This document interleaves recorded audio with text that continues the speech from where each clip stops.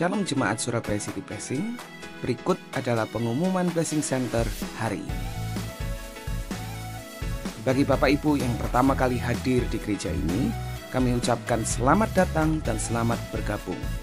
Anda dapat menghadiri ibadah kami setiap hari Minggu yang dimulai jam 8 pagi dan ibadah 4 yang dimulai jam 10 pagi. Untuk informasi carousel, konseling, baptis, dedikasi, atau untuk didoakan, Anda dapat menghubungi kami Blessing Center melalui nomor WA 0898 1333 789. Sekali lagi 0898 1333 789. Sekian pengumuman Blessing Center hari ini. Tuhan Yesus memberkati. Bapak Ibu, sebelum kita masuk kepada firman Tuhan, saya mau kasih tahu bahwa sekarang ini hampir semua segi di dunia dan di Indonesia ini semuanya digoncangkan. Hampir tidak ada tempat yang membuat kita bisa duduk dengan tenang. Dari sisi ekonomi, bahkan dari sisi olahraga. Kemarin Indonesia digoncang luar biasa. Se-Indonesia Raya nangis gara-gara kita nggak masuk Piala Dunia. Dan bukan hanya itu, orang satu Indonesia Raya menyalahkan pemerintah. Nyalain pemerintah semuanya, pada semuanya punya tuntutan. Saya mau kasih tahu Bapak Ibu, ini adalah tanda-tanda kedatangan Tuhan Yesus sudah dekat. Tanda-tanda itu apa? Segala sesuatu digoncangkan. Nah, kalau kita tahu segala sesuatu itu digoncangkan, Bapak Ibu, saya mau kasih tahu satu hal juga. Ada satu yang tidak bisa tergoncangkan, yaitu kerajaan Allah di dalam Tuhan Yesus Kristus. Oleh karena itulah, hanya orang-orang yang berlindung di dalam kerajaan Allah, yang memiliki Tuhan Yesus Kristus, yang ngerasain goncangan tapi tidak pernah sampai jatuh, tergeletak sampai gak bisa lakuin apa-apa. Orang-orang Kristen yang berada di bawah perlindungan Tuhan, itu sama saja dengan dia ada di bawah sayap Raja Wali yang kuat, yang tidak mungkin digoncangkan oleh apapun. Walaupun goncangan itu semakin kuat. Saya mau kasih tahu Bapak Ibu, semakin kuat goncangan itu semakin menunjukkan kualitas seperti apa orang-orang yang ada di dalam Kristus. Katakan amin. Karena orang-orang yang ada di dalam Kristus, goncangan sehebat apapun tidak membuat dia takut. Bahkan kematian itu tidak membuat dia takut. Karena orang yang percaya kepada Tuhan Yesus Kristus, orang yang berada di dalam kepak Raja Wali yang luar biasa itu, kematian itu hanya sebuah cara supaya dia bisa pulang ke rumah Bapa yang kekal. Jadi nggak menakutkan. Makanya kalau kita akhir-akhir ini takut dengan segala goncangan, pertanyaannya apakah kita berada di tempat yang benar? Sudah ada di tempat yang benar. Karena belum tentu semua orang Kristen, orang ke gereja itu, ya, itu benar-benar berada di dalam perlindungan Tuhan Yesus Kristus. Enggak, tentu. Belum tentu orang yang agamanya Kristen, dia menghidupi kekristenannya. Karena orang Kristen dengan orang beragama Kristen berbeda. Sama saja dengan orang yang melayani sama orang yang melakukan pekerjaan pelayanan. Beda, so different. Makanya Bapak Ibu, kekristenan itu harus mulai belajar dari hal-hal yang basic, hal yang dasar. Supaya kita bisa mengerti identitas kita siapa. Kalau orang Kristen gak tahu identitasnya. Kalau kita gak ngerti identitas kita siapa, cuman hanya merasa, oh aku yang penting berangkat ke gereja. Jadi orang Kristen memiliki agama Kristen, dengar baik-baik Bapak Ibu. Orang yang tidak mengerti identitasnya adalah orang yang mudah dikalahkan oleh iblis. Mudah tertipu oleh daya tipu iblis. Karena iblis itu menipunya sederhana. Sebenarnya dari hal-hal yang sebenarnya kita ketahui, cuman kita tidak dalami. Kita nggak ngerti maknanya. Sama seperti Adam dan Hawa. Ketika dia jatuh dalam dosa, Adam dan Hawa itu ketika jatuh dalam dosa itu sangat-sangat, ya sebenarnya sangat-sangat bodoh banget ya. Karena apa sih yang sebenarnya ditawarkan oleh iblis kepada Hawa pertama? Pada saat itu, nanti kalau kamu makan buah yang dilarang itu, buah pengetahuan, kamu nggak mati. Kamu akan jadi sama seperti, apa Bapak Ibu? Allah. Padahal Adam dan Hawa tahu bahwa mereka diciptakan segambar dan serupa dengan Allah. Sesuatu yang ditipu oleh iblis, yang iblis menipu kepada mereka adalah mereka ditawari sesuatu yang mereka sudah punya. Dan bodohnya si Hawa malah tertarik coba. Padahal mereka diciptakan segambar dan serupa dengan Allah. Mereka ditawari supaya sama seperti Allah. Kan konyol. Nah akhir-akhir ini banyak goncangan-goncangan seperti ini kalau orang Kristen mulai ketakutan. Kalau Bapak Ibu sebagai orang Kristen mulai ketakutan dengan goncangan ini. Pertanyaannya, apakah kita sudah berada di dalam perlindungan Raja Wali yang tidak tergoncangkan, yaitu Tuhan Yesus Kristus. Ada perbedaan antara orang yang beragama Kristen dengan orang Kristen. Orang Kristen itu adalah orang yang sadar bahwa dirinya itu adalah anak-anak Allah, statusnya sebagai anak-anak Allah, dan bukan hanya sadar, tetapi dia menghidupi menjadi milik Tuhan. Itu artinya segala sesuatu yang kita miliki itu bukan kita pakai untuk keuntungan saya, untuk keuntungan saya sendiri, enggak. Dia enggak cari itu. Dia yang cari bagaimana caranya hidupnya setiap hari sampai menutup mata nanti bisa menyenangkan Tuhan. Atau pertanyaan gampangnya seperti ini, Tuhan, apa yang bisa aku lakukan untuk Engkau? Bukan meminta Tuhan untuk menyesuaikan keinginannya dia, enggak. Nah, oleh karena itulah Bapak Ibu, hal yang paling penting di dalam kekristenan itu adalah saudara sebagai orang-orang yang dipilih oleh Tuhan sendiri, mesti ngerti identitas saudara itu siapa. Kalau kita tidak mengerti identitas kita, bukan hanya kita mudah ditipu oleh iblis, tapi saudara kehilangan berkat yang luar biasa yang Tuhan sudah sediakan untuk orang-orang percaya. Nah, kalau orang beragama itu cuma melakukan aktivitas ritual agama, datang ke gereja, nyanyi-nyanyi, disuruh angkat tangan ya oke, disuruh berlutut oke, disuruh salaman oke. Kemudian setelah itu pulang, dia merasa sudah selesai melakukan tindakan agama. Tapi kekristenan itu tidak cukup kita hanya datang di ibadah hari Minggu ini. Saudara setelah pulang dari tempat ini akan ketemu dengan orang-orang yang biasanya kita temui. Pertanyaannya, bagaimana sikap saudara terhadap mereka? Apakah saudara lebih rendah hati? Apakah saudara lebih mengasihi, lebih sabar? Atau masih tetap sama? Kalau tetap sama, ibadah kita tadi itu percuma. Karena sejatinya ibadah itu membuat kita semakin lama semakin belajar culture kerajaan Allah. Kita belajar bagaimana kita memiliki kehidupan yang nanti akan kita alami di dalam kerajaan surga. Bapak Ibu perlu tahu ya, bahwa gereja lokal gereja kita ini, termasuk gereja kita ini, saudara diajar untuk menghidupi kebiasaan atau culture kerajaan Allah yang nanti akan kita alami. Kalau saudara di tempat ini tidak diberkati, tidak merasa diberkati, tidak merasa bahwa kita diubahkan, jangan-jangan sebenarnya saudara nggak masuk surga. Karena apa? Seharusnya suasana kita di dunia ini adalah suasana yang nanti akan kita alami di surga, terutama di gereja lokal. Di tempat ini saudara dipertemukan dengan orang-orang yang aneh-aneh. Ya di gereja ini kan tidak semuanya orang baik-baik kan. Kadang-kadang ada yang ngeselin gitu kan. Ada yang juga orang-orang yang mangkelno gitu. Jelei gitu kata orang Semarang. Ada yang bilang ada orang yang ini metesek. Saudara tahu metesek? Orang yang sewombong itu ada enggak di gereja? Ada. Itu semua Tuhan izinkan ada di gereja kita untuk membentuk Bapak Ibu supaya menjadi orang yang memiliki wajah baru, bukan wajah cara orang dunia yang lama ketika datang beribadah, tetapi wajah baru. Wajah apa itu? Wajah Kristus, supaya saudara semakin mengasihi, saudara semakin sabar, saudara semakin rendah hati. Itu di gereja. Makanya kenapa gereja ini adalah tempat di mana kita itu belajar untuk memiliki culture kerajaan Allah. Karena nanti di kerajaan surga sudah tidak ada lagi orang yang metesek, tidak ada lagi orang yang sombong, sudah tidak ada lagi orang-orang yang sok, enggak ada. Nah, oleh karena itu saudara dilatih di sini. Belajarnya di gereja. Makanya saudara jangan suka bolos di gereja ya. Di gereja itu kita bukan cuma nyanyi-nyanyi. Tetapi apakah saudara bisa diubahkan oleh Tuhan setelah pulang dari tempat ini? Itu namanya gereja. Gereja itu bukan banyak-banyakan ngumpulin orang. Gereja yang sukses itu bukan orangnya dikumpulin tambah banyak, tambah hebat. No, Alkitab kita tidak menulis seperti itu. Kata gereja menggunakan kata eklesia. Artinya orang yang diutus keluar. Nah Bapak Ibu, ketika Bapak Ibu menjadi jemaat Surabaya City Blessing, ya, yang paling penting adalah nanti setelah saudara dengerin firman ini, pulang, apakah saudara menunjukkan wajah Tuhan Yesus Kristus di antara orang-orang yang terdekat sama saudara, sama istri, sama suami, ya, sama anak-anak, sama putu, sama tetangga kiri kanan. Kalau saudara masih tetap pancet, tidak berubah dari kemarin ya koyok ngono, ngamuke ya podo, kepaitane ya podo, gondoke ya podo. Saudara percuma ke gereja. Karena intinya saudara datang di tempat ini, saudara diajar untuk mengubah karakter kita. Saudara dituntun bukan hanya menjadi orang baik. Ke gereja itu bukan dituntut hanya menjadi orang baik.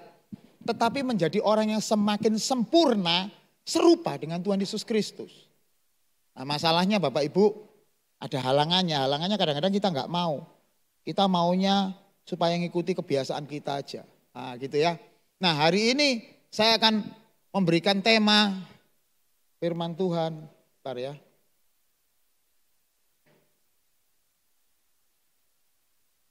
Nah ini.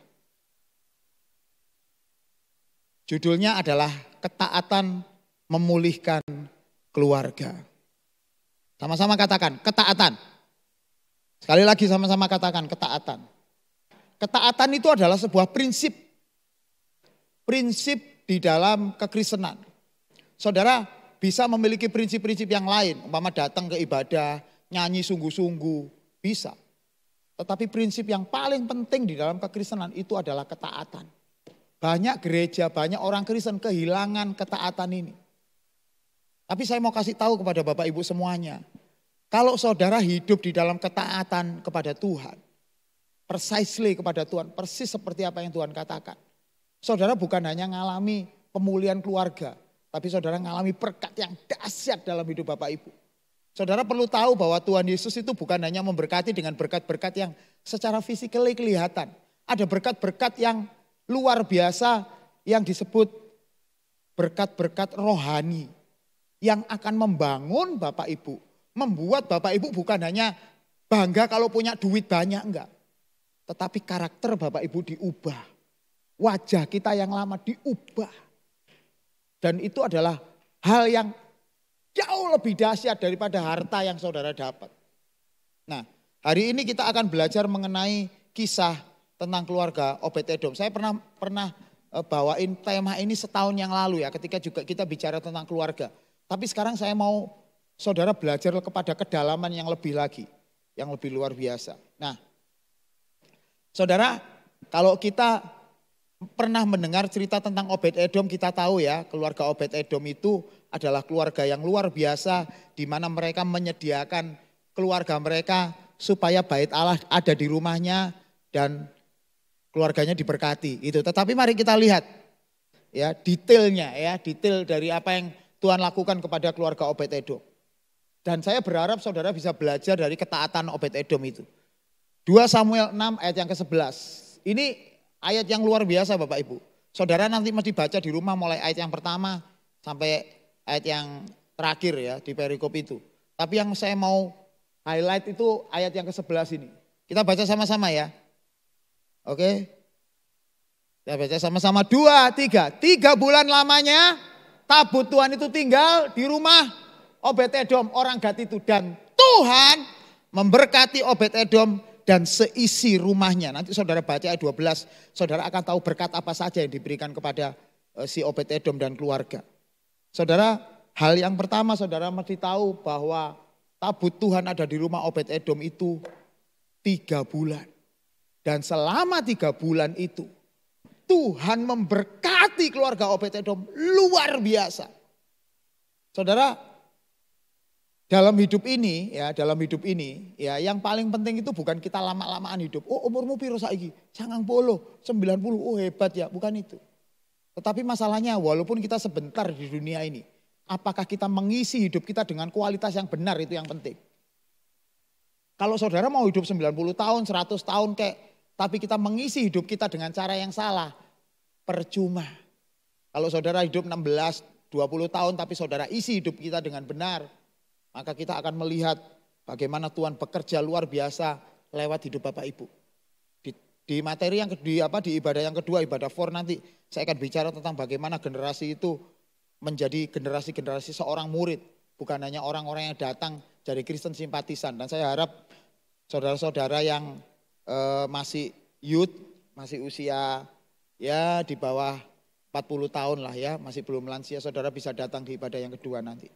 Ya, oke. Jadi yang perlu saudara ketahui 3 bulan lamanya. Ini waktu yang sebenarnya dipikir singkat itu juga iya, tapi dipikir waktu yang lama itu juga iya. Saudara mesti ngerti latar belakang kenapa si tabut perjanjian itu, tabut Tuhan itu ada di rumah Obed-Edom. Saudara, sebelum tabut Tuhan ada di rumah Obed-Edom, tabut itu pertama diambil sama orang Filistin. Jadi tabut itu adalah lambang kehadiran Tuhan buat bangsa Israel. Satu saat tabut itu dirampas sama orang Filistin karena orang Filistin berpikir, Israel itu hebat karena memiliki tabut ini. Itu. Orang Filistin tidak tahu bahwa sebenarnya kehebatannya bukan ada di tabut, bukan ada di benda, tapi ada kepada siapa yang ada di dalam benda itu. Yaitu apa? Yahweh, Elohim Yahweh yang membela bangsa Israel, yang memilih sendiri bangsa Israel. Itu pribadi yang luar biasa. Tabut perjanjian hanyalah tabut Tuhan, hanyalah sebuah lambang, sebuah profetiknya, kehadiran Tuhan di sana aja.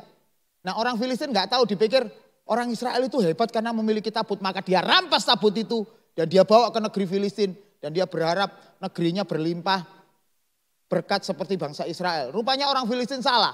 Ketika dia membawa tabut itu ke negaranya, justru tabut itu membawa malapetaka buat orang Filistin. Semua berhalanya Filistin itu jatuh semua ke tanah.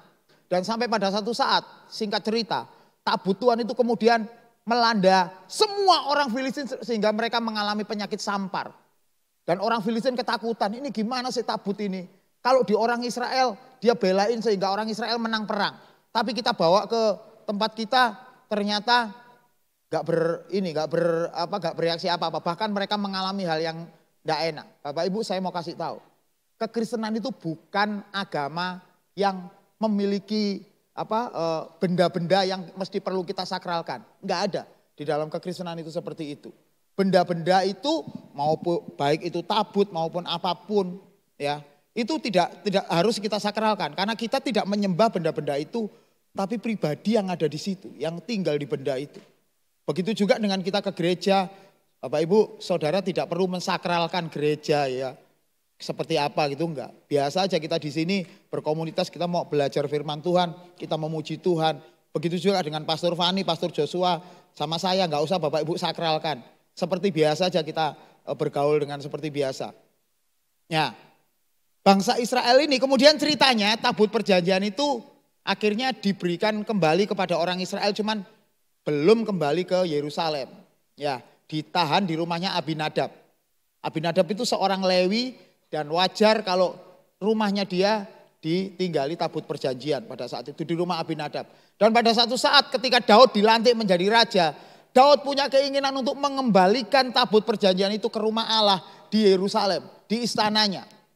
Maka dia menghubungi Abinadab dan bilang, aku mau bawa tabut perjanjian itu. Nah, pada saat itu Daud baru saja menjadi raja.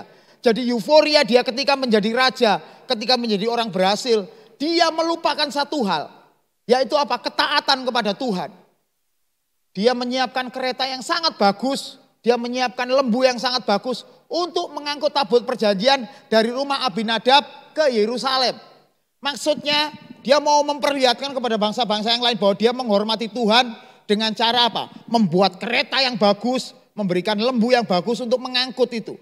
Padahal seharusnya tabut perjanjian gak boleh diangkut seperti itu. Firman Tuhan di dalam Tawarikh berkata bahwa tabut perjanjian itu hanya boleh dipikul oleh seorang imam. Oleh 4 orang imam. Kiri, kanan, muka, belakang. Muka, belakang, kiri, kanan juga. Itu pun mereka harus dipikul dengan cara yang Tuhan inginkan. Yaitu menggunakan tongkat dari Tuhan, kayu yang dari emas. Dan mereka dipikul setiap berapa langkah mereka harus mempersembahkan korban persembahan. Ada caranya. Nah, Tuhan meminta itu bukan karena Tuhan macam-macam, enggak. Karena Tuhan ingin bangsa Israel menghormati tabut perjanjian itu dengan cara yang Tuhan inginkan. God will, bukan kamu yang punya keinginan, tetapi aku. Nah, Tuhan menginginkan bangsa Israel seperti itu. Nah, rupanya Daud ini lupa, dia cuma kepingin membuat tabut perjanjian itu seolah-olah benda yang disakralkan gitu ya. Kemudian dia siapkan kereta terbaik baru, semua alat-alatnya baru.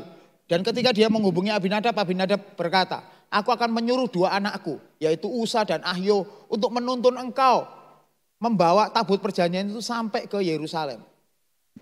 Abinadab berpikir bahwa tabut perjanjian itu sudah biasa di rumahnya.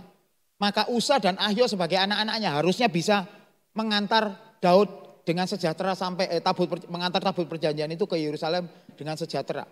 Maka Usa dan Ahio berdiri di sebelahnya sebelahnya tabut itu untuk menjaga. Jangan sampai tabut ini ngapa-ngapain gitu, ada apa-apa jatuh atau apa gitu.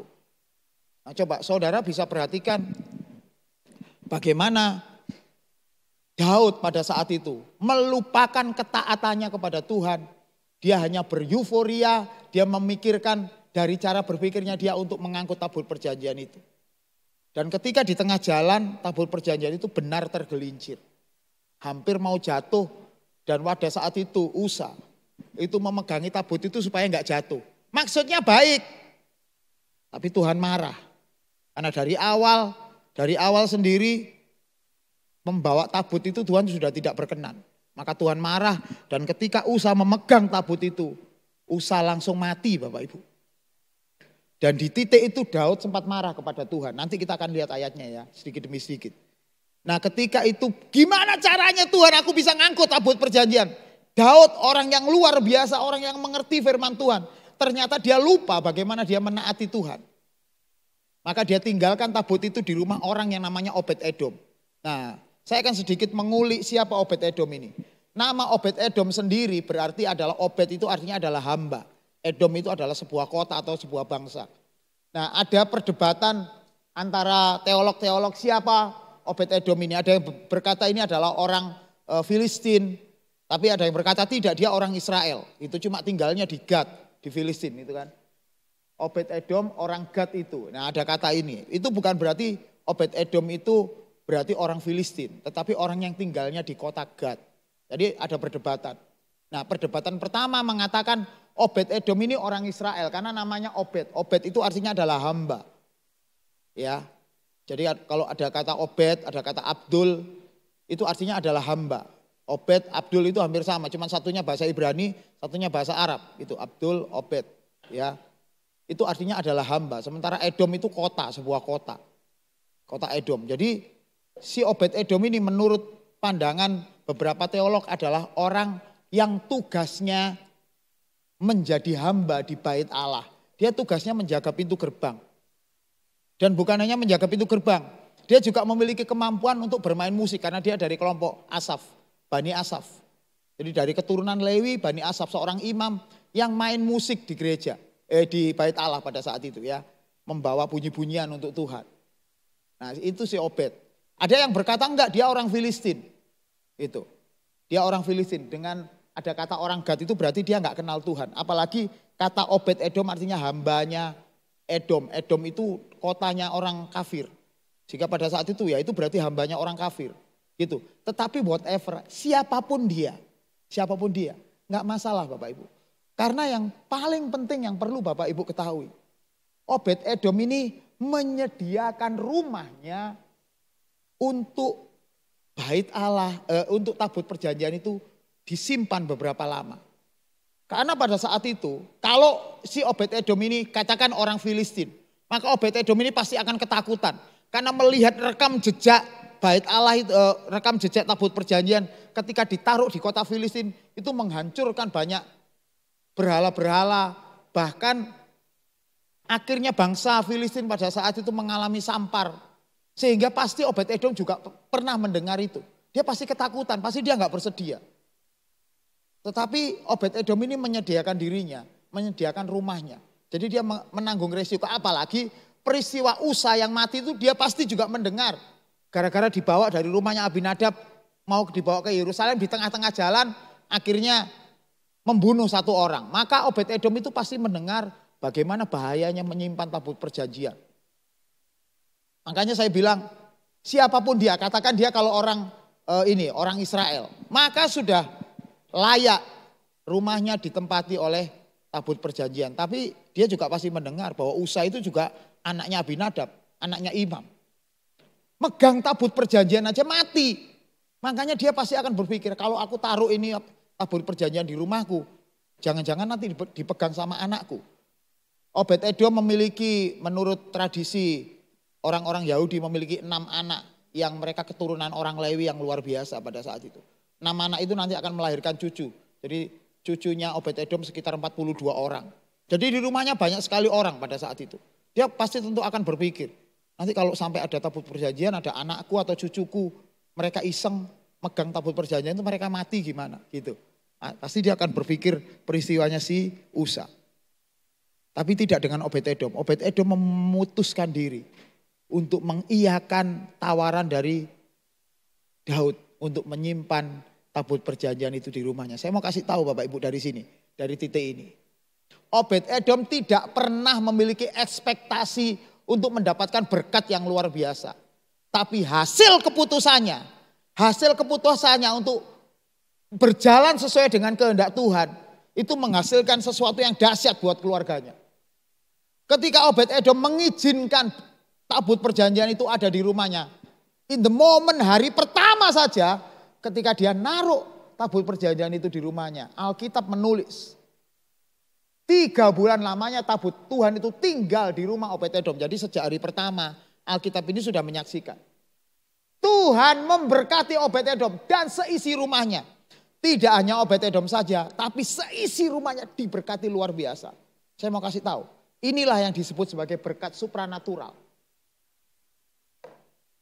Kekristenan itu tidak cuma kita belajar kebenaran firman Tuhan dari sisi ahli A, dari sisi pandangan teologi B, C dan lain sebagainya sama seperti di sekolah teologi. Enggak. Saudara, saya mau kasih tahu, kekristenan itu adalah sesuatu yang saudara hidupi dan saudara akan banyak mengalami berkat supranatural dalam hidup saudara. Katakan amin. Kekristenan itu seperti itu. Jadi kekristenan itu tidak cukup saudara hanya memahami sistem, teori, enggak. Tapi saudara harus mengalami hal-hal supranatural terjadi dalam hidup Bapak Ibu. Saya mengucap syukur gereja kita masih tetap memiliki pandangan karismatik yang injili. Artinya segala berkat-berkat supranatural saudara mesti alami juga. Jadi kekristenan itu gak akan lengkap kalau saudara gak pernah mengalami berkat-berkat supranatural. Makanya betapa pentingnya keluarga itu menghormati Tuhan. Betapa pentingnya keluarga itu menyediakan diri mereka untuk taat kepada kehendak Tuhan. Karena bukan hanya kita akan mengalami hidup kita dibenerin, enggak. Tetapi berkat supranatural akan saudara alami. Makanya kenapa orang-orang yang sungguh-sungguh kepada Tuhan, orang yang hidup di dalam jalan Tuhan, jalan kebenaran dan kehidupan. Saudara bukan hanya nanti akan menerima berkat setelah kita mati. Tapi sejak sekarang ini saudara pasti merasakan berkat-berkat Tuhan. Karena firman Tuhan berkata tidak pernah ada orang benar ditinggalkan. Tidak pernah ada orang benar hidupnya meminta-minta. Enggak akan pernah. Makanya Bapak Ibu saya mau kasih tahu. Bagi Bapak Ibu yang mengalami pergumulan kepada Tuhan. Jangan pernah berhenti berdoa kepada Tuhan.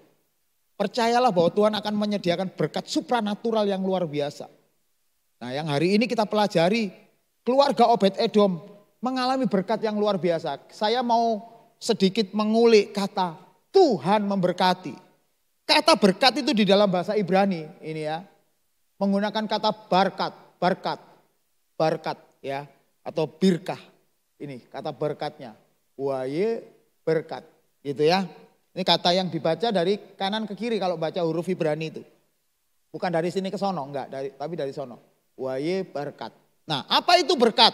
Menurut tradisi Yahudi, berkat itu adalah janji yang diucapkan Allah sendiri kepada Abraham dan keturunannya. Jadi ketika saudara melihat kata berkat di dalam Alkitab, itu sebenarnya diwariskan dari apa yang Tuhan janjikan kepada Abraham dan segala keturunannya. Bayangkan Bapak Ibu, ketika saudara diberkati oleh Tuhan, itu berkat itu isinya bukan cuma duit. Ya duit pasti, ya pasti Tuhan akan memberkati kita. Tetapi saya mau kasih tahu, di dalam kebenaran firman Tuhan, yang namanya berkat itu tidak hanya bicara duit. Ya ada kalau di kampung kita ya berkatan gitu ya. Syukuran oleh apa? Oleh berkat. Biasanya nggawa nasi, nggawa sego kuning. Ingkung biasanya bawa seperti itu. Itu orang dunia ya. Tetapi bagi orang percaya berkat itu tidak hanya bicara masalah duit. Tetapi bicara masalah janji yang diucapkan oleh Allah sendiri kepada Abraham. Jadi ketika orang Kristen diberkati, ketika Bapak Ibu orang yang percaya saudara diberkati. Saudara bukan hanya menerima pemeliharaan Tuhan. Tapi saudara juga menerima setiap janji yang diberikan Tuhan kepada Bapak Abraham. Karena Bapak Abraham adalah Bapak orang percaya kan gitu. Nah berkat itu bukan hanya janji saja tetapi berbicara tentang kebaikan Allah dalam memelihara, dalam melindungi dan menghadapkan wajahnya. Saya mau sedikit menjelaskan tentang kata menghadapkan wajahnya ini Bapak Ibu. Ketika firman Tuhan, ketika ada kata berkat di dalam firman Tuhan, saudara perlu ketahui orang Israel pada saat itu, mereka butuh dipelihara oleh Tuhan. Kenapa? Mereka hidup di padang gurun Bapak Ibu. Tempatnya kering di mana-mana, enggak seperti kita. Katanya tongkat kayu dan batu ditanam, dimasukkan tanah bisa jadi tanaman, bisa jadi makanan. Di Israel sono enggak bisa, tempatnya kering. Oleh karena itulah mereka hanya mengandalkan kepada pribadi yang bisa memelihara mereka. Bangsa Israel punya pengalaman itu ketika mereka berjalan di padang gurun, menggenapi rencana Tuhan dalam hidup mereka. Mereka keluar dari Mesir, kemudian menuju tanah perjanjian. Tuhan memelihara mereka dengan mana. Dan Tuhan memelihara mereka dengan tiang awan, tiang api yang memelihara dan melindungi mereka. Kata melindungi itu adalah kata yang umum ketika dipakai untuk kata berkat di Timur Tengah sono. Di Timur Tengah pada saat itu hidup bangsa-bangsa yang saling merampas satu dengan yang lain. Bangsa Filistin, kemudian bangsa Amon, kemudian bangsa-bangsa sekitar orang Israel. Itu saling merampas daerah. Maka pada saat itu bangsa Israel memerlukan seorang penolong yang bukan hanya memelihara tapi juga melindungi mereka dari segala hal yang menakutkan. Jadi berkat itu bukan hanya berbicara masalah duit, pemeliharaan Tuhan, enggak. Tapi perlindungan dalam hidup saudara, itu adalah berkat. Dan itu nanti akan diterima oleh keluarga dan itu sudah diterima oleh keluarga Obed-Edom. Pemeliharaan Tuhan dan perlindungan Tuhan. Dan yang penting adalah kata menghadapkan wajahnya. Tuhan menghadapkan wajahnya kepada keluarga Obed-Edom. Artinya pandangan mata Tuhan tidak pernah lepas dari keluarga Obed-Edom. Jadi apapun yang diperlukan oleh Obed-Edom tanpa Obed-Edom perlu memintanya. Maka Tuhan bisa berkati keluarga Obed-Edom. Nah inilah yang sedang Tuhan kerjakan kepada keluarga Obed-Edom. Dan hal yang sama Tuhan mau kerjakan dalam hidup Bapak Ibu. Berkat supranatural akan saudara alami. Saudara miliki. Bukan hanya yang Bapak Ibu miliki sendiri enggak. Tapi imbasnya adalah sampai kepada seluruh isi rumah kita akan dapat berkat. Bisa dipulihkan. Saudara punya masalah apa di rumah tangga kita? Pergumulan apapun. Saudara, saya mau kasih tahu. Hanya Tuhan yang bisa memberikan jalan keluar untuk kita dan keluarga kita. Dengan cara supranatural. Tapi yang paling penting yang kita harus miliki, kita miliki ketaatan seperti si Obed-Edom. Nah ini Bapak Ibu ya, saya tadi janji sama Bapak Ibu. Tentang bagaimana Daud itu menjadi tidak taat. Ketika harusnya mengangkut tabut perjanjian itu harus menggunakan imam di depan dan di belakang seperti ini. Ya, Daud mengumpulkan pula semua orang pilihan dari antara Israel. Ini di 1 Samuel 6 ayat 1 sampai 2. 30.000 orang banyaknya, bayangin 30.000 diajak untuk bawa tabut perjanjian. Dan semuanya tidak ada satupun yang mengingatkan kepada Daud bahwa tabut perjanjian itu harus dibawa oleh para imam. Enggak ada. Semuanya pada ikut apa kata Daud. Ya udah dibawa sama sapi sama kereta ini. Kemudian bersiaplah Daud lalu berjalan dari Baale Yehuda dengan seluruh rakyat yang menyertainya untuk mengangkut dari sana tabut Allah yang disebut dengan nama Tuhan semesta alam yang bertahta di atas kerubim. Next, lanjut. Nah ini, harusnya kan dibawanya seperti ini Bapak Ibu. Harusnya kan dibawa ini imam. Tapi Daud ini bandel ya. Ketidaktaatannya, dia membawa tabut perjanjian itu dengan menggunakan seekor lembu. Mereka menaikkan tabut Allah itu ke dalam kereta yang baru. Dan setelah mengangkatnya dari rumah Abinadab yang ada di atas bukit. Lalu Usa dan Ahio anak-anak Abinadab mengantarkan kereta itu. Siapa yang suruh? Tabut itu dibawa sama kereta. Enggak ada. Ya bisa-bisanya Daud sendiri aja.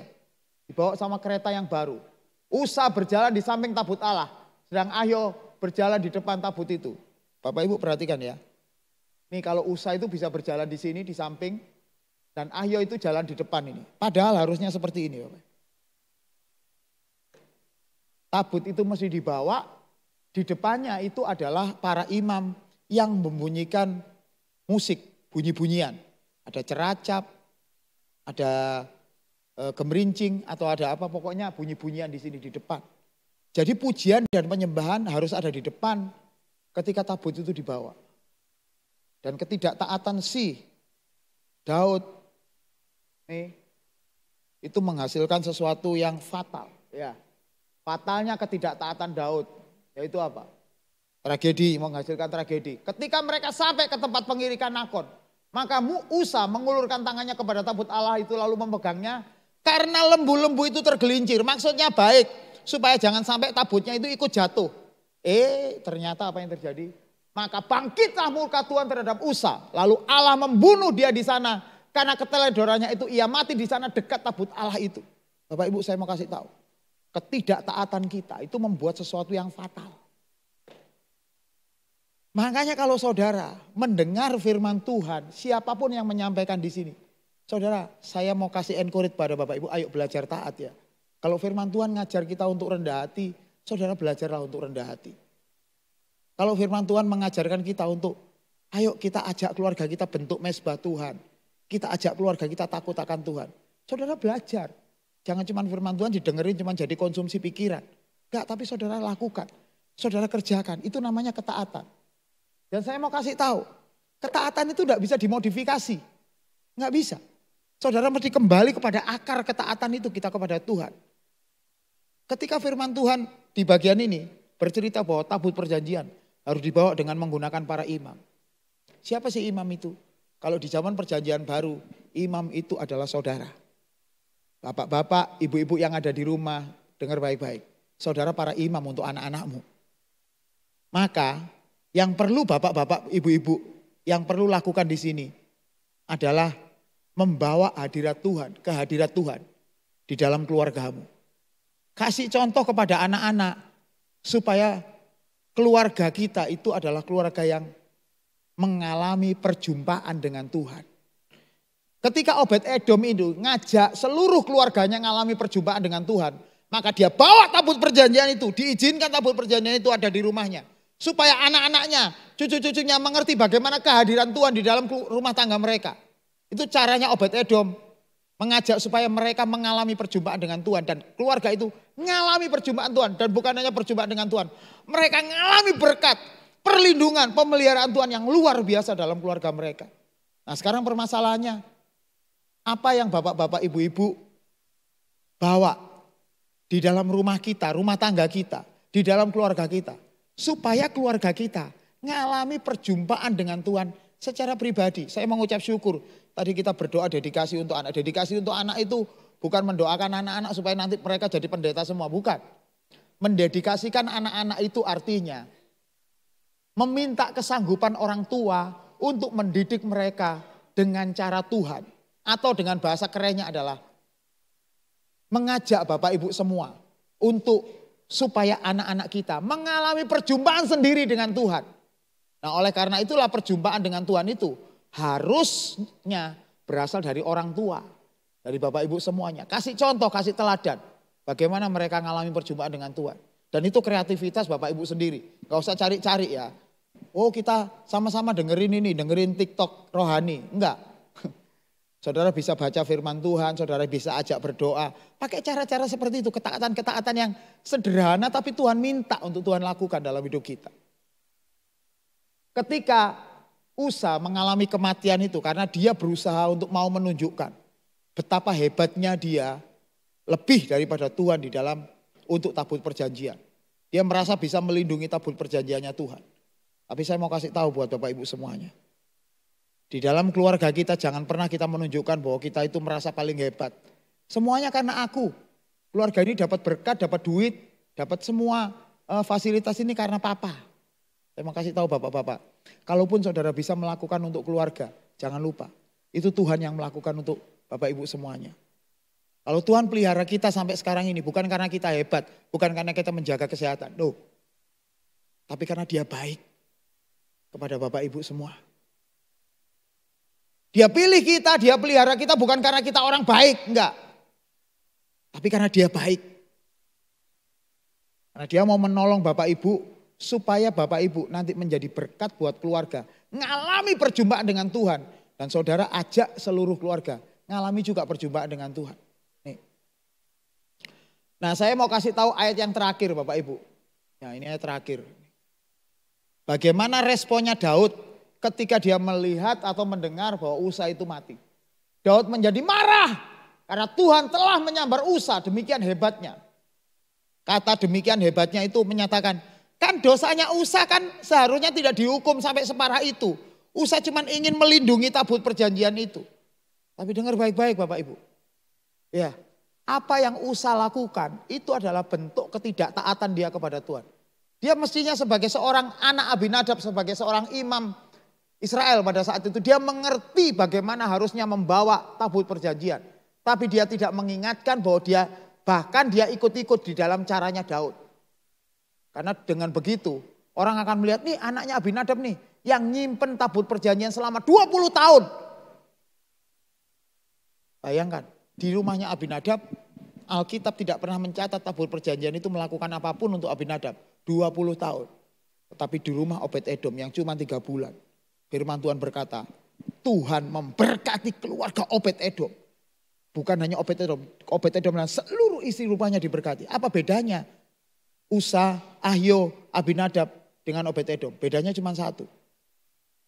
Obed-Edom menghormati Tuhan dengan cara membuat tabut perjanjian itu ada di rumahnya, mengizinkan. Dan dia ingin supaya anak-anaknya itu mengalami perjumpaan dengan Tuhan. Lewat caranya dia mendatangkan tabut perjanjian di rumahnya. Itu artinya dia sedang menghadirkan hadirat Tuhan di rumahnya. Sementara Abinadab adalah orang yang ya memang menyimpan tabut perjanjian itu supaya tidak disalahartikan oleh orang Filistin. Dan dia tidak pernah ngajari anak-anaknya. Terbukti apa? Usa dan Ahio melakukan hal yang salah. Hal yang tidak taat dan ayahnya membiarkan saja.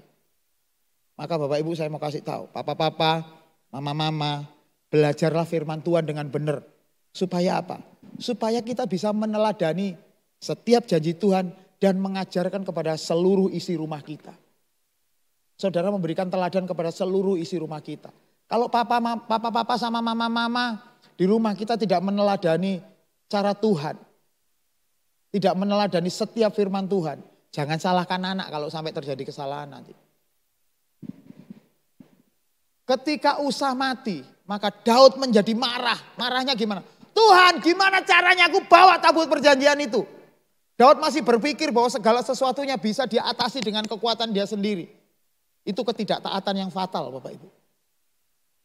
Nah, hari ini kita belajar ketika kita mau mengajari anak-anak kita atau memberi teladan kepada anak-anak kita, yang hal yang paling penting adalah saudara dulu yang harus mengalami perjumpaan dengan Tuhan. Saudara sendiri dulu yang mengalami pertemuan dengan Tuhan, mengalami bagaimana Tuhan menolong kita, real di dalam diri kita. Saudara baru bisa memberi teladan kepada anak-anak. Jadi kalau papa dan mama nggak sungguh-sungguh ke gereja ini cuman hanya untuk tampil butuh, karena ya untuk dadi wong Kristen ya kudu nang gereja. Saudara tidak akan pernah mengalami perjumpaan dengan Tuhan. Saudara mesti ngalami di gereja ini saudara diubahkan. Saudara menjadi orang yang semakin hari semakin menunjukkan bagaimana cara Tuhan memberkati saudara dengan cara supranatural.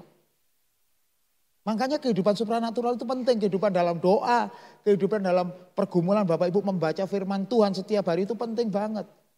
Bukan masalah membacanya, bukan masalah doanya, tetapi perjumpaan dengan Tuhan itu yang paling penting. Saudara menghadirkan tabut perjanjian di rumah, itu sama saja dengan saudara menemukan perjumpaan dengan Tuhan antara Tuhan dengan anak-anak kita. Ayo saya encourage Bapak Ibu ya, untuk mengalami perjumpaan dengan Tuhan. Dan mengalami perjumpaan dengan Tuhan itu berasal atau berangkat dari ketaatan kita kepada apa yang Tuhan tetapkan dalam hidup Bapak Ibu. Mau saudara diubahkan?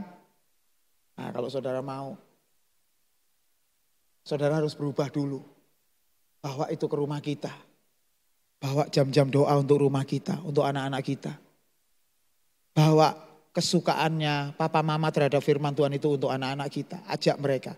Jangan dibiarin. Kalau ada anak-anak yang main game terus jangan dibiarin Bapak Ibu. Ajak mereka untuk hidup benar. Kalau saudara membiarkan itu sama seperti Abinadab tadi. Membiarkan anaknya dengan sendirinya terbunuh sendiri. karena ketidaktahuannya dia. Nah, hari ini saya harap Bapak Ibu tidak seperti Raja Daud pada saat itu. Ketika dia mengalami sesuatu yang buruk, ketika dia mengalami sesuatu yang tidak diharapkan, dia menjadi marah. Marahnya ini sama siapa sih? Jelas sama Tuhan. Karena Tuhan telah menyambar Usa, demikian hebatnya. Yang lebih gila nih, apa yang Daud lakukan? Maka tempat itu disebut orang Peres Usa sampai sekarang. Yang menamai Peres Usa itu sendiri adalah Daud. Artinya adalah Usa yang menderita. Bayangkan, sampai sebegitu cintanya Daud kepada anak-anaknya Abinadab yang juga mendukung dia. Karena gara-gara dia melakukan sesuatu yang salah, anak-anaknya Abinadab dianggap pro sama Daud. Sampai Daud kemudian memberi nama Peres Usa. Bapak Ibu, belum tentu orang-orang yang tidak sepakat dengan kita, mereka itu jadi musuh kita. Justru orang-orang yang seperti itu Tuhan sediakan di sebelah kiri kanan kita di gereja ini. Untuk membuat Bapak Ibu semakin hari semakin rendah hati. Semakin mengampuni. Semakin sabar. Tuhan pakai, makanya orang-orang yang jahat sama kita itu belum tentu mereka musuh kita. Mereka diizinkan sama Tuhan untuk membuat Bapak Ibu memiliki karakter yang semakin lama semakin benar. Nah, pertanyaannya, kalau saudara mengalami hal yang tidak enak itu, apakah kita mengutuki Tuhan atau tidak? Saudara perlu tahu Allah turut bekerja di dalam segala sesuatu untuk mendatangkan kebaikan buat Bapak Ibu semuanya. Jadi setiap masalah, setiap persoalan, setiap pergumulan dalam hidup Bapak Ibu, itu adalah cara Tuhan supaya Bapak Ibu keluar kebenarannya. Sama seperti Obed-Edom. Tabut perjanjian itu merupakan satu hal yang menakutkan buat bangsa Filistin maupun bangsa Israel pada saat itu. Karena mau yang bawa orang Filistin, mau yang bawa Daud juga orang Israel. Ternyata tabut perjanjian itu malah membawa korban jiwa. Tetapi berbeda dengan Obed-Edom. Obed-Edom melihat tabut perjanjian itu sebagai cara Tuhan untuk bertemu kepada dia dan keluarganya. Dan lantas menjadi berkat buat keluarganya dan dia. Maka dia izinkan tabut perjanjian itu ada dalam rumahnya. Begitu juga dengan Bapak Ibu. Di gereja ini saya tentu tidak bisa menjamin sebagai seorang pastor, Bapak Ibu ketemu dengan orang-orang yang baik-baik semua, enggak. Tapi walaupun ada orang yang berlaku buruk buat Bapak Ibu, yang menurut Bapak Ibu tidak sesuai dengan hatimu, saya mau kasih tahu, itu cara Tuhan untuk membentuk Bapak Ibu. Maka Bapak Ibu di tempat ini, di gereja Surabaya City Blessing, saudara diajar untuk memiliki culture kerajaan Allah. Menjadi orang yang mengampuni, menjadi orang yang rendah hati, jadi orang yang sabar. Dan semuanya ini belajar dari satu hal yang namanya ketaatan. Ketaatan akan menghasilkan berkat. Tapi ketidaktaatan akan menghasilkan kutukan yang luar biasa. Makanya saya ajak Bapak Ibu sebagai orang-orang yang hidupnya bergantung sama Tuhan Yesus. Saudara jangan hanya mengalami sesuatu dari cerita orang, saudara mesti mengalami sendiri cara Tuhan menolong hidup Bapak Ibu, keluarga kita, memulihkan keluarga kita. Saya undang pemain musik untuk maju ke depan.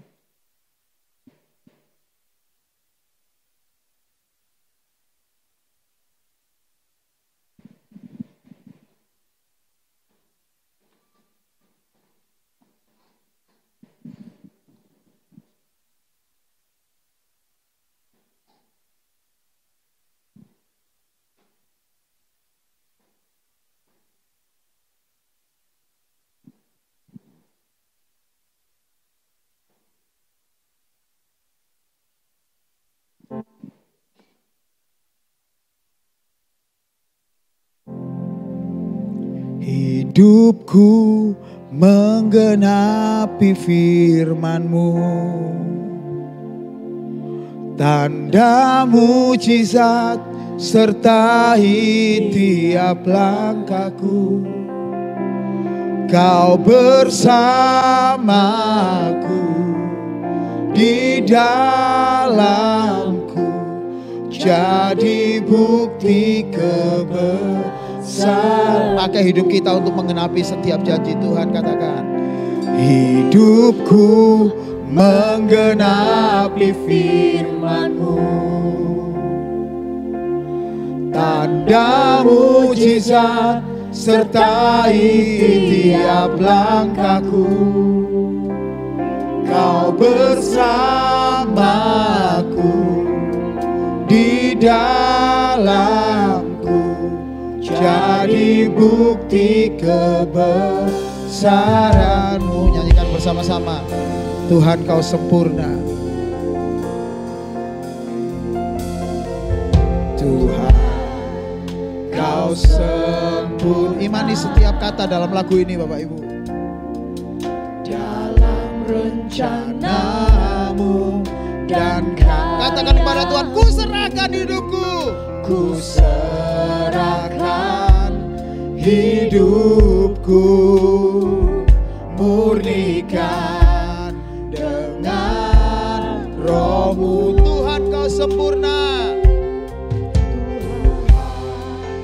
Kau sempurna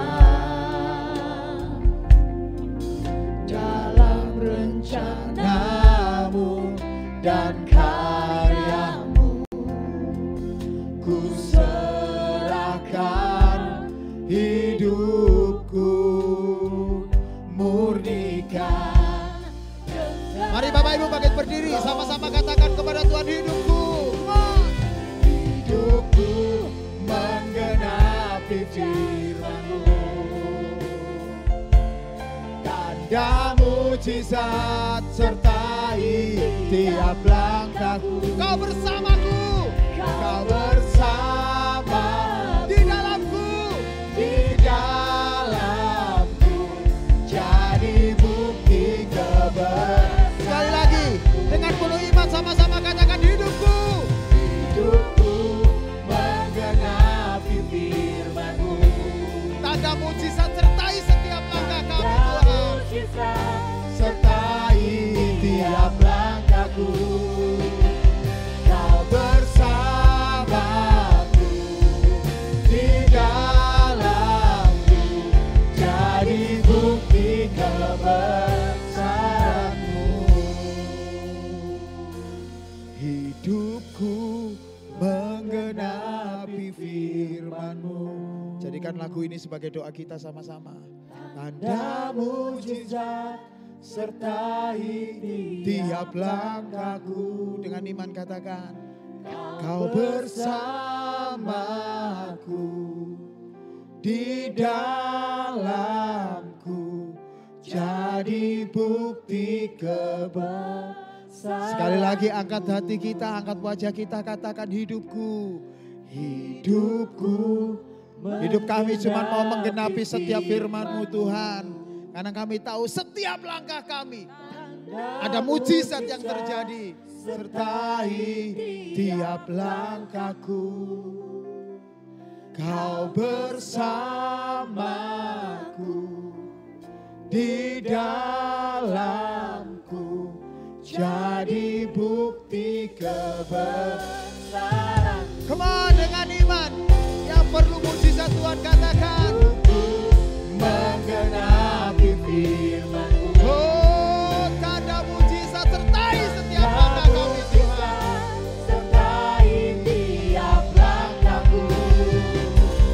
Kau bersamaku, di dalamku, jadi bukti kebesaran. Kau bersamaku, katakan. Kau bersamaku, di dalamku, jadi bukti kebesaran-Mu. Jadi bukti kebesaran. Berikan kemuliaan buat Tuhan Allah kita yang luar biasa. Tuhan, hari ini kami bersyukur Tuhan ngajari satu hal tentang ketaatan Tuhan. Satu hal yang kami inginkan setelah kami taat. Kami percaya bahwa segala sesuatu yang kami miliki Tuhan pulihkan dengan cara yang luar biasa. Hidup kami dipulihkan, keluarga kami dipulihkan, pekerjaan kami dipulihkan. Bahkan apapun yang kami lakukan dengan tangan kami, Tuhan pulihkan kami kembali. Kesehatan kami dipulihkan kembali Tuhan. Kami rindu itu terjadi dalam hidup kami. Berkat itu kami terima. Bukan hanya karena kami umat-Mu Tuhan. Tapi karena kami mau belajar taat kepada setiap janji-Mu. Kepada setiap rancangan-Mu dalam hidup kami. Bapak Ibu, saya mau berdoa pagi ini untuk orang-orang yang mau keluarganya dipulihkan, kesehatannya dipulihkan, pekerjaannya dipulihkan. Kalau ada orang-orang yang seperti itu, saudara bisa angkat tangan. Saya mau berdoa, ada, puji Tuhan. Puji Tuhan. Tuhan, lihat tangan-tangan yang terangkat Tuhan. Lihat orang-orang yang mengangkat tangan mereka. Mereka rindu, hidup mereka dipulihkan, kesehatan mereka dipulihkan. Dalam nama Tuhan Yesus, jamah mereka dimanapun mereka berdiri Tuhan. Kemurahan-Mu ada dalam hidup mereka, memulihkan hidup mereka, keluarga mereka, pekerjaan mereka, apapun yang mereka lakukan dengan tangan mereka. Tuhan pulihkan Tuhan. Berkat yang supranatural itu ada dalam kehidupan mereka. Dalam nama Tuhan Yesus, jamah mereka dimanapun mereka berdiri dan mengangkat tangan mereka.